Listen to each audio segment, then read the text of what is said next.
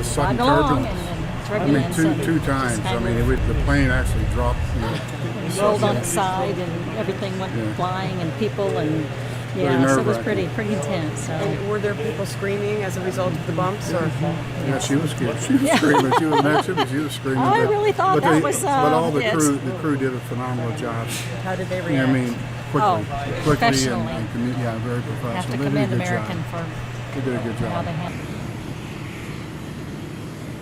Oh, just the turbulence when the plane pretty much got into the turbulence. It hit like a big dip, and that's some flight attendants were, without seatbelts, and then they hurt themselves. And then the other people, like, I guess people passed out, because it was bad, scary.